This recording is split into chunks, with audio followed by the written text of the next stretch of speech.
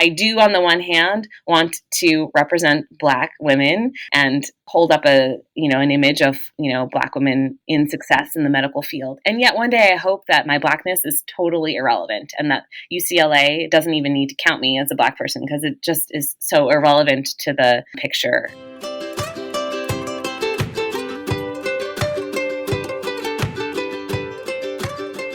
Welcome to the California Society of Anesthesiologists Vital Times, the podcast. This is Ludwig Lin. Today, I have the honor of speaking with Dr. Ashley Oliver as part of the CSA series focusing and highlighting Black History Month.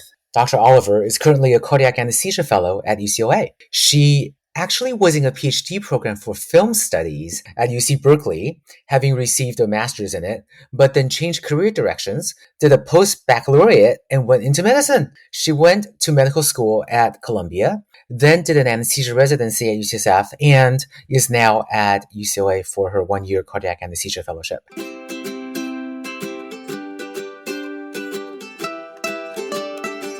Without much ado, let's get started, Dr. Oliver. What brought you into medicine? Well, first, thank you so much for having me on your podcast. I'm really honored to be able to speak with you today. So what brought me into medicine? I am the oldest of 3 children, and my parents are both physicians. So I grew up in Boston in the 1980s and 1990s, and everyone's question for me growing up was, are you going to become a doctor like your parents? And I always said vehemently no, because in my head, I felt like I wanted to be my own person, and somehow following in their footsteps was just, not an opportunity for me to discover my own self. So I took a circuitous route, and the circuitous route took me across the country and then across the world. And I was really lucky to do film studies in college and then in graduate school in the Bay Area. I did leave my film studies PhD program because I knew that I was still looking for a career and I wasn't sure it was in the academic humanities. I came back to the East Coast. I worked in restaurants. I helped open some farm-to-table restaurants. It was really fun. And then because I was working in the restaurant industry, I actually got sent on a trip to Sicily, where I had the incredible fortune of encountering a physician, really enterprising, forward-thinking physician who was studying microbiome, population health, and then also farming techniques. And we really hit it off. So over 5-6 days, we'd get up and go running together and hang out. And I had the opportunity to really sit with her and listen to her research projects and her goals as a physician. And I really understood this great opportunity to do research, contribute to the future of health. And in many ways, it actually echoed some of my interests as a kind of fledgling historian in the humanities. I had studied film history, but was focused a lot on the ways that we use our stories to kind of make the world a better place. And long story short, I came back from this trip in Sicily rejuvenated and with this thought that I could use medicine as a means to an end to really help repair our world and help make people's lives better. And once I was able to do that on my own terms and not just in the shadow of my parents' career, everything fell into place and I gained a lot of clarity. So I immediately came back, I applied to post-bac programs, I went to medical school, and that has led me to where I am today. That's a great story. I have so many questions, so I'll start. With your story, I'm a little bit surprised that you went into anesthesiology versus something like, primary care or maybe even like medical anthropology. What led to you landing in cardiac anesthesia? That's an excellent question. And a lot of people who know me well, grew up with me, knew my trajectory, knew my research interests in the humanities, knew me as an organizer, as a college student on the south side of Chicago. I think they would have maybe been surprised, as you rightly noted, about my career choice, the kind of stereotype, the stereotypical picture of anesthesiologist behind the drapes on a Wordle or a crossword puzzle, kind of disconnected from patient care, happiest when patients are asleep. I think probably I was initially surprised too. As a medical student, I was always so interested by the fact that rotations that I thought I was really going to love, I found they were useful, but I didn't see myself pursuing them. So things like primary care, psychiatry, hospital-based medicine. And it is surprising because I am interested in the human story and the human experience, and I love listening to people. I mean, I find, being alive on the planet is such an amazing opportunity just to hear stories and connect and share just lots of things, lived experiences, exchanges. And so you might think that anesthesia could be nothing further. And having now dedicated myself to this career, I just feel so strongly the opposite. The connections that I make with my patients are so indelible and really continue to feed me every day. There's never a day when I don't really enjoy going to meet a patient preoperatively, hear what their concerns are, talk with them about their plan for rehabilitation after surgery, partner with the other specialists that are taking care of this patient, and really promise to that patient and their family that I am going to be with them. I'm going to stand with them. I'm going to be vigilant. I'm going to take the absolute best care of them that I know how to take. And so I think every day I'm rewarded by my field, and going even more specialized into cardiac anesthesia, I'm really deeply rewarded by the teams that I get to work with. So in the operating room, being a consultant to the surgeon, offering up that the tricuspid regurgitation actually looks worse worse than we had previously thought, and bad enough that I think the patient would benefit from a second intervention. And this is the data, and this is why I'm saying this argument. And, what does the surgeon think? And should we do this? Working with the nurses and the scrub techs. And as a fellow, kind of making an alliance with trainees beneath me, and then also the attendings. It's really just every day an incredible privilege and just so exciting. So I certainly get my fix of connecting with humans every single day.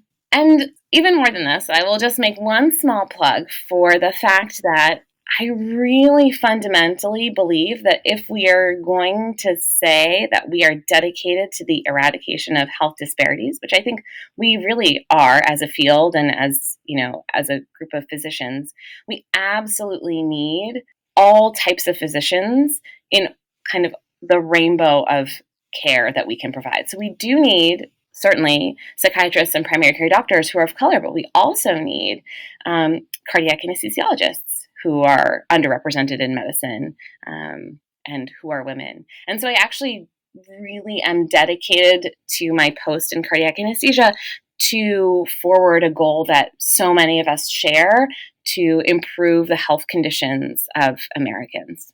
I love it. When I was in medical school, I actually thought I was going to be a psychiatrist.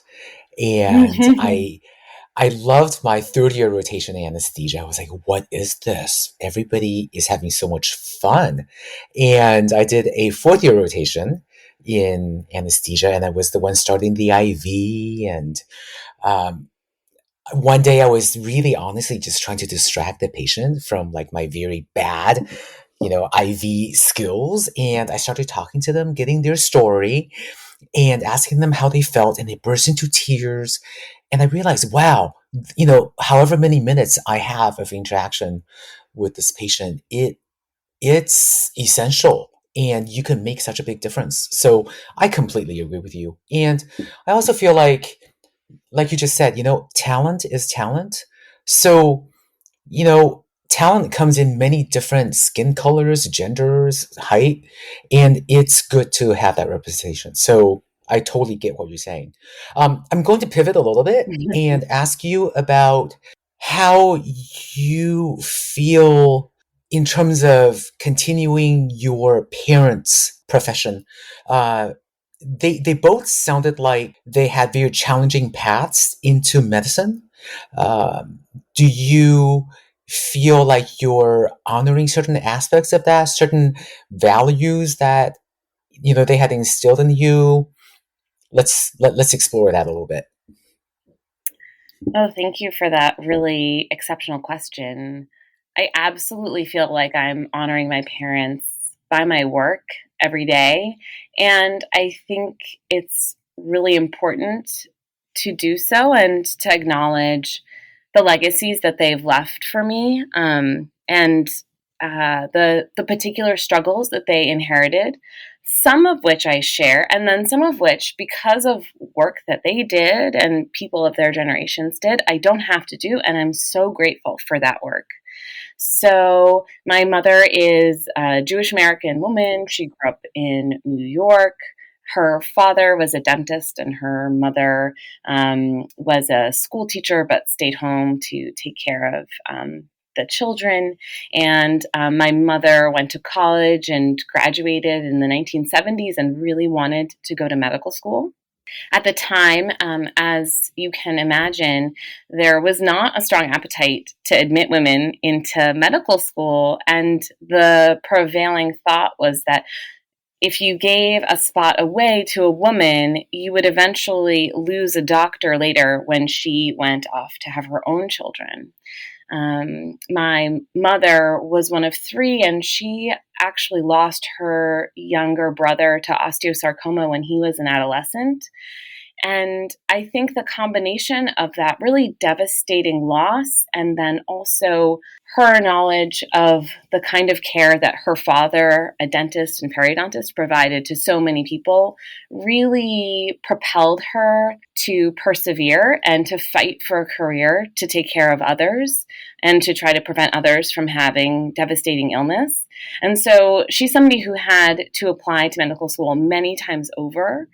And I think she still, even to this day, remembers the story of, I think that the story is that there was a secretary at the medical school where she was eventually admitted to Tufts Medical School, who advocated on her behalf and said, you have to admit this young woman. She has to have a spot here.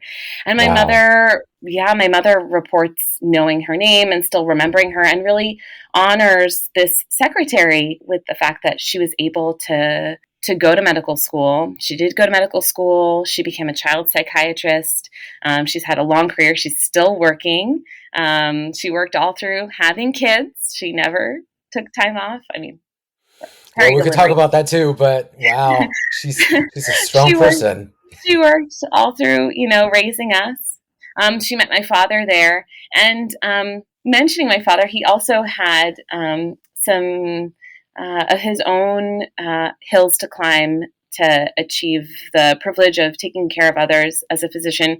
He is from Wilmington, Delaware. And his parents went to high school. His mother actually was so smart. I think she was the graduated first or second in her class in high school. But as a Black American woman, faced insurmountable challenges in going to college. And she wanted to go to college so desperately.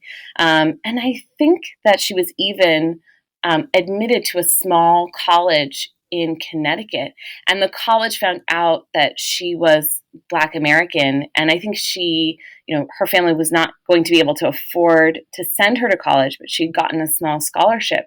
And when the college found out that she was Black, they rescinded the scholarship. So she was never able to go. Yeah. Wow. And so she had a lot of anger, I think, about that as she started her own family. And she really instilled in her children the relentless desire to achieve academically. And she successfully did that. All of her 4 children went to college and on to graduate school. My father, through his own kind of enterprising, young self, got himself to Yale College in the 60s because he had heard about, a special kind of scholarship for people who lived in the area. And he moved out of his parents' house and went to live with his grandparents so that he would be eligible. And, likewise got himself to and through medical school. And that's where he met my mother. And so, inherited in me is this knowledge that, our achievements are certainly there. They're always, I think, colored by recent past. And it wasn't that long ago that some of these things that I take for granted, enrolling in a postbac, going to medical school, were really, really difficult. And I think it's easy to forget how recent all this history actually is. It gives me chills to hear you talk about it. And I'm so glad that we, through this podcast, have a chance to honor them by actually sharing that with our audience, because that took a lot of perseverance. And like you said, I think we all need to remember that that was not that long ago. And we also know that we all need to be constantly vigilant, because without getting too political, I think we've seen recently that progress can easily be rolled back. So, I think it's important to hear these stories. So thank you for sharing. And I'm so glad to know that you are here because of the paths that all of your, family tread to build up to this point. It's great. Let's go back and talk a little bit more about cardiac anesthesia. It's obviously incredibly technical and laden with physiology, pharmacology, all of which we anesthesiologists just love, right? You also have your own particular talents in being a storyteller, having your interests in film studies. What are your interests, you think, down the road in terms of research, in terms of your career within this area of cardiac anesthesiology?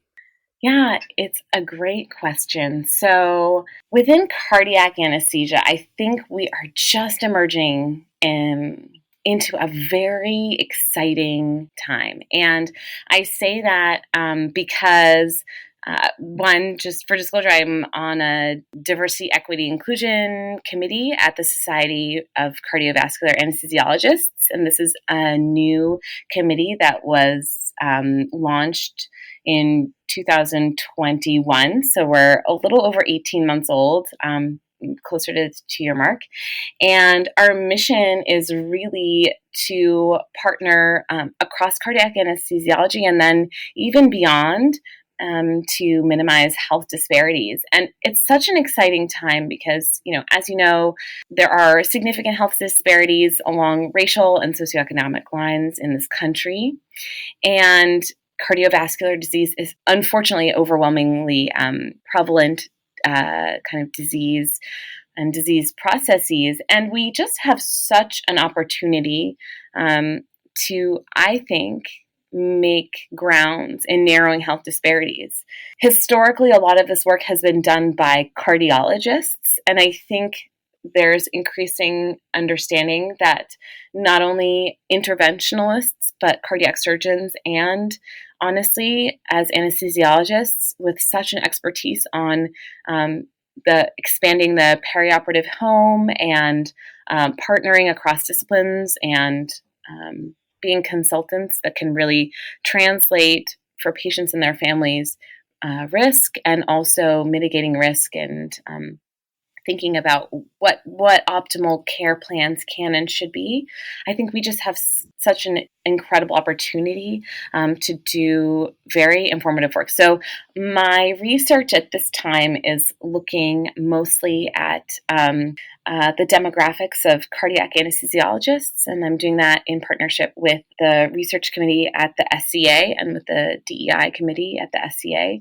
And I'm doing that also here at UCLA. So this is all really exciting work. And I think, going forward, we can use some of this research in cardiac anesthesia and then start to extrapolate it to other subspecialties in anesthesia where we know, health disparities have persisted. Pediatrics is a great example of a subspecialty that has been doing great work in this regard at the CSA. I do know also critical care, chronic pain, and obstetrics, obstetrical anesthesia. These are all anesthetic subspecialties that are just doing such great work on looking at health disparities and using our expertise as anesthesiologists to serve our patients. It's a really exciting time. So that's some of my work. That's so inspiring. I love it. I totally agree with you that anesthesiologists can really create some very unique space within this because so I'm a critical care specialist in terms of subspecialties, and I always feel like we see the big picture, and you see the entire perioperative process. So you have a unique view of all of this. You also have a unique ability to communicate with a bunch of different people that are all involved in this process.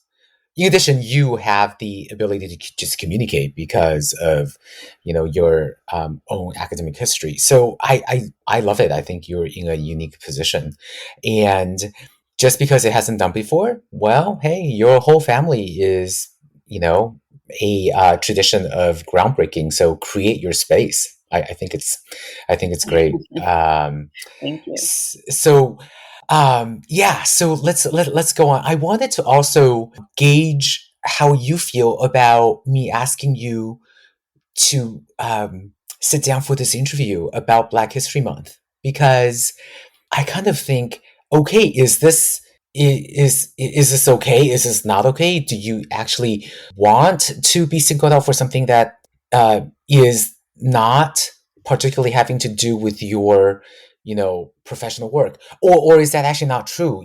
Like, is this actually integral to your identity as a physician? I don't dare to, speak for you. So, talk to us more about all of that. Thank you for that very thoughtful question. My initial thoughts about being asked to sit down for a conversation about Black History Month is honestly, and this might sound a little bit funny, but just as we talk about junior faculty or trainees having imposter syndrome, maybe having the title of being a physician but not quite feeling like a physician, I certainly very much feel myself to be a person of color. I'm a Black American woman.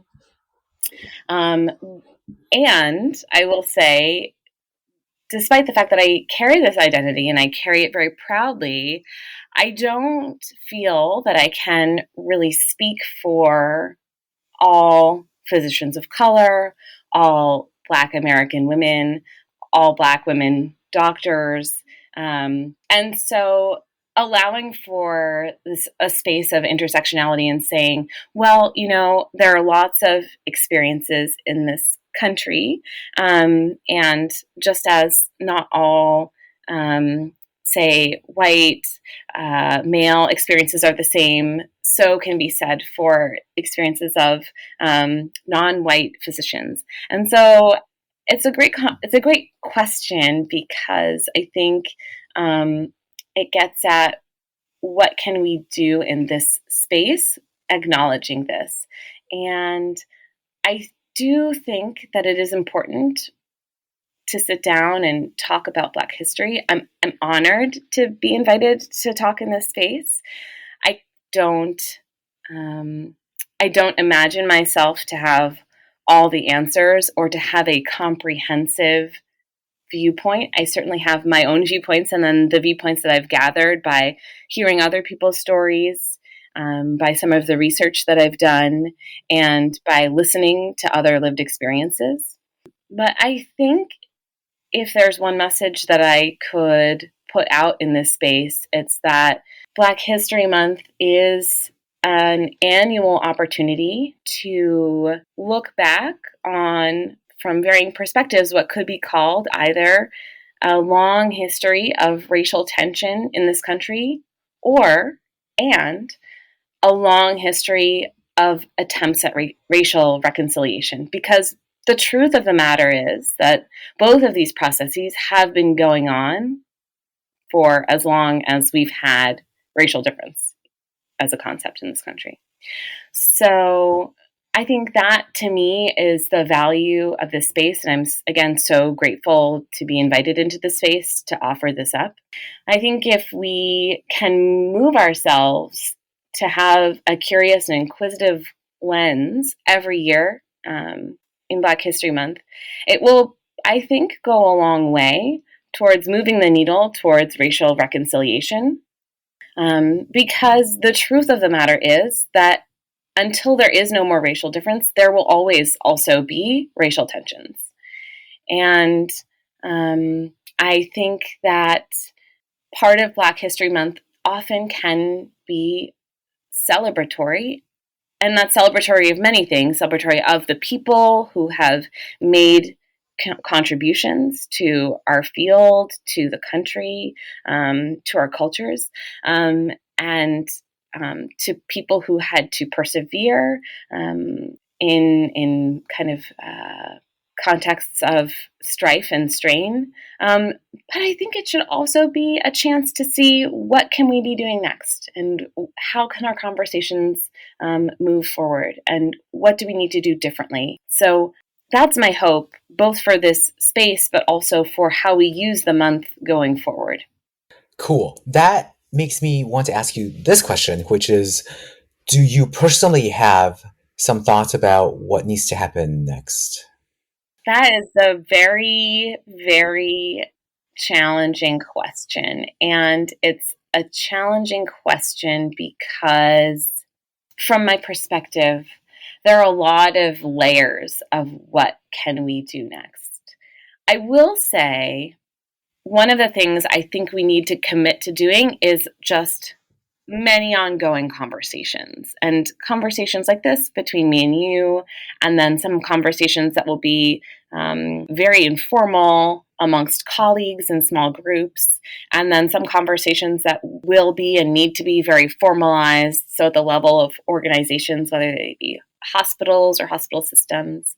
And here, when I hear you ask, what do we need to do next, I'm going to focus mostly on the field of anesthesia, because you could also extrapolate and say, like, what does this country need next? And that's another level of question. Yeah. We can get into another time. But I think focusing it a little bit more concretely on what can we be doing in healthcare and as anesthesiologists, I think we need to focus on committing to the conversations. And the reason why I believe that is because we're kind of we're in a little bit of a funny time. On the one hand, we do see increasingly hospital organizations and systems, for example, mandating, as my hospital does, training in bias and microaggressions and kind of cultural sensitivity. And I, we can talk another time about whether these modules and online trainings are effective. Philosophically, I think they're, I understand why we do them, but I think they're problematic because the truth of the matter is most of our kind of racial tensions unfold in the social sphere. And so I think that the healing has to be done in these contexts. And I don't think that the healing is going to be done on online modules. And I really do. I have a little bit of a Truth and Reconciliation Act, kind of a Truth and Reconciliation lens when I think about these things. So I don't think that the answer is necessarily online quizzes about what the problems are or what we would do in certain scenarios, although I understand why we do those modules, and I don't fault anyone for instituting them in their programs. But I think we just have to commit to more conversations. And we also have to understand that the road is not going to be linear, because the problems and disparities that we see are the product of just huge historic and systemic forces that we're unlikely to overcome in 1 or 3 years, or even 15 or 20 years. But I think if we can at least commit ourselves to the conversations that we need to have formally and informally, I think we're going to be surprised, because I do believe that each individual person has just much more internal diversity of thought than we might imagine them to have based on external demographics. And that makes things complicated from maybe a kind of identity perspective, because as I kind of alluded to earlier, maybe not all Black male physicians feel the same about all things. And so we're going to have to kind of spend some time disentangling some of that.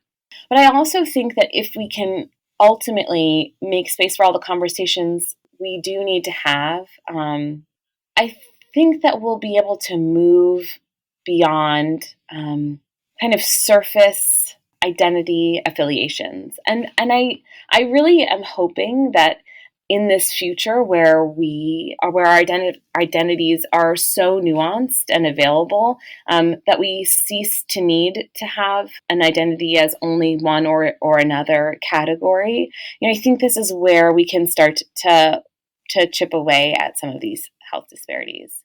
So that's my hope for medicine and for academic medicine. And then at the larger level, we need all kinds of things. We need better housing plans and, better public schools and all the things that, a lot of us probably have been working for and knowing about for a long time. Yeah, there's a lot of work to be done, but I really thank you for elaborating on what you feel needs to happen next. I think that those are really excellent insights, and they're good goals for really all of us. And I keep on thinking as you were talking about this that, that's what makes this entire thing so interesting a journey, is that we can't make assumptions like it's a homogenous group of people, for example. Like you said, not everybody is who's Black is going to want to be like the spokesperson. Not everybody has the same goals, and that's okay. That in a way, that's almost the definition of diversity in a way.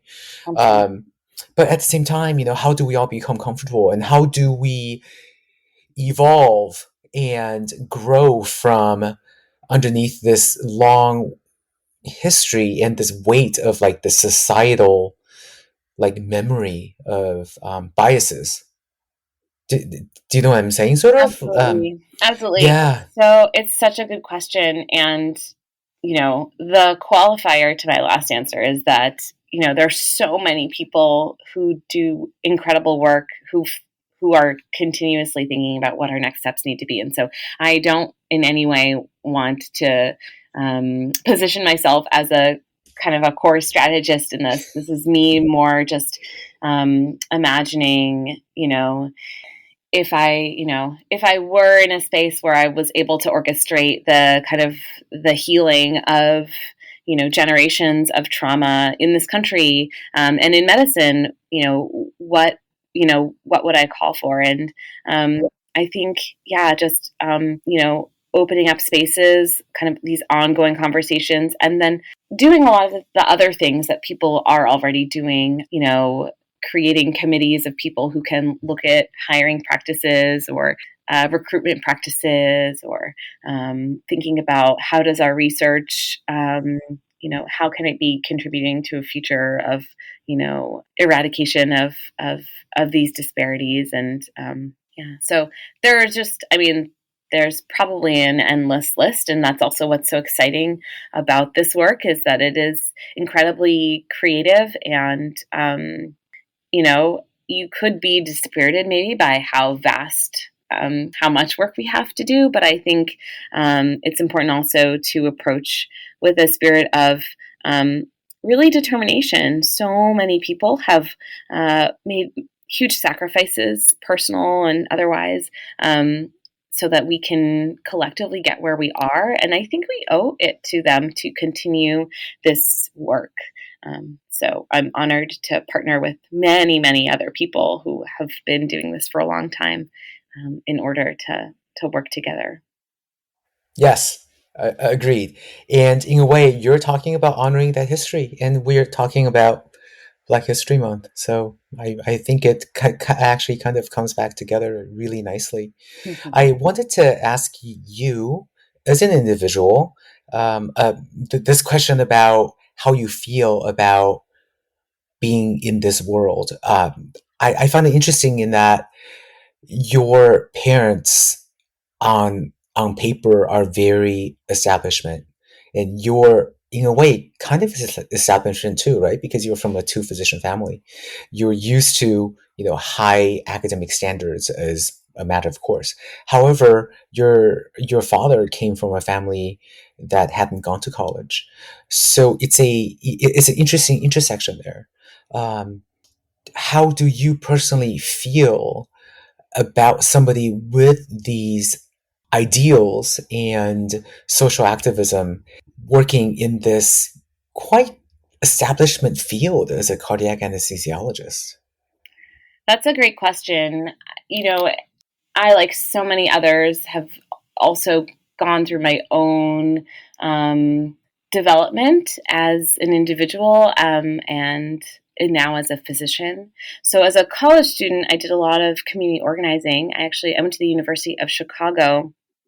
I lived not far from where the Obama family lived when Barack Obama was actually before he was a senator, because I remember when he was elected as senator for Illinois.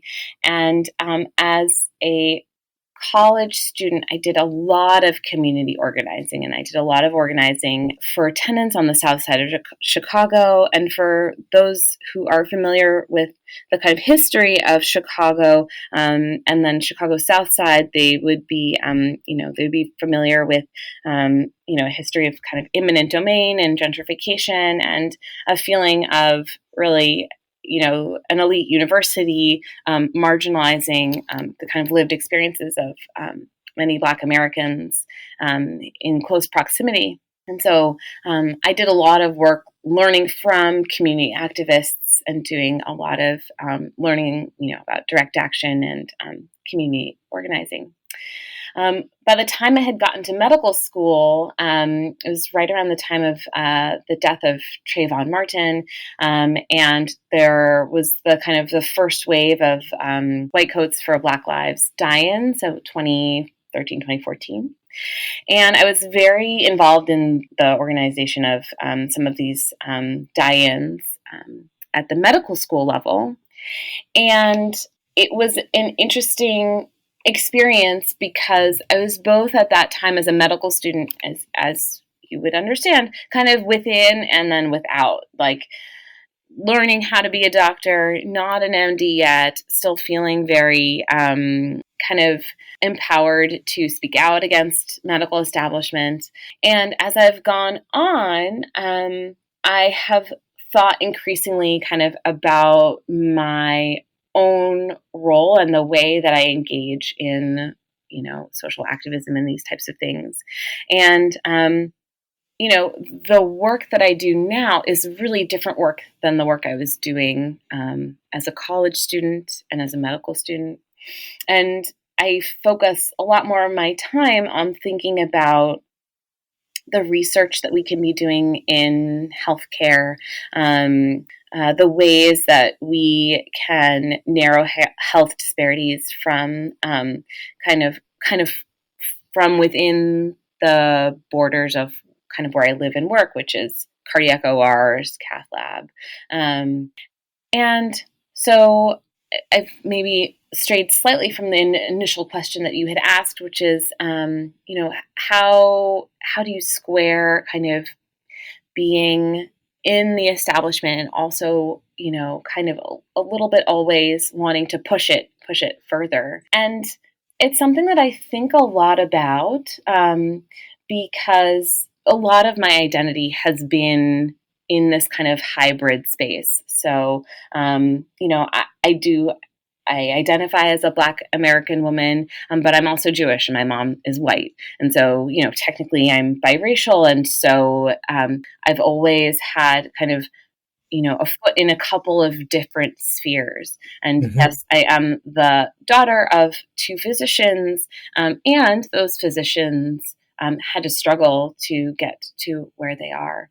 And so, this is another way in which I think, eventually we're all going to have to kind of go beyond the narrow boxes that we've been kind of saying are so important. Like, I do, on the one hand, want to represent Black women and hold up an image of, Black women in success in the medical field. And yet one day I hope that my Blackness is totally irrelevant and that UCLA doesn't even need to count me as a Black person, because it just is so irrelevant to the picture. We're probably far from that at this point. And until we get there, we will have to kind of be keeping tabs on, what are our admission rates and our attrition rates for physicians of color, especially in specialties like anesthesia, especially in subspecialties like cardiac anesthesia.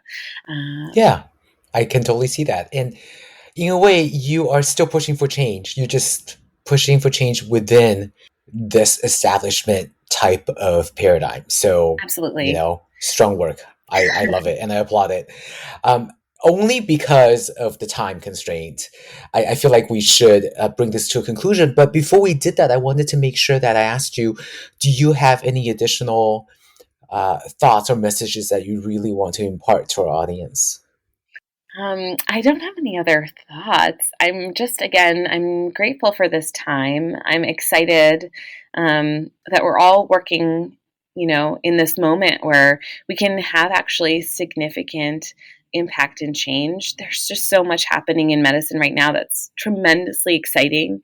With AI and the way that neural networks and artificial intelligence is going, with a lot of our kind of newer research on health disparities.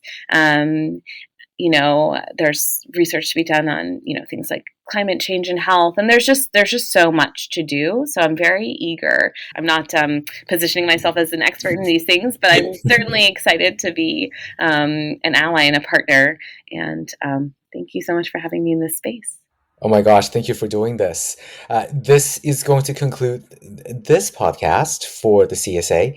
I am so honored that we had the chance to explore the extremely cool life of Dr. Ashley Oliver, and the diversity of people who bring their talents to the preoperative setting is just so energizing, and we really need to highlight it. So thank you, Dr. Oliver, and I'm Ludwig Lin. Please check out our other podcasts and subscribe to our podcast series. Cheers.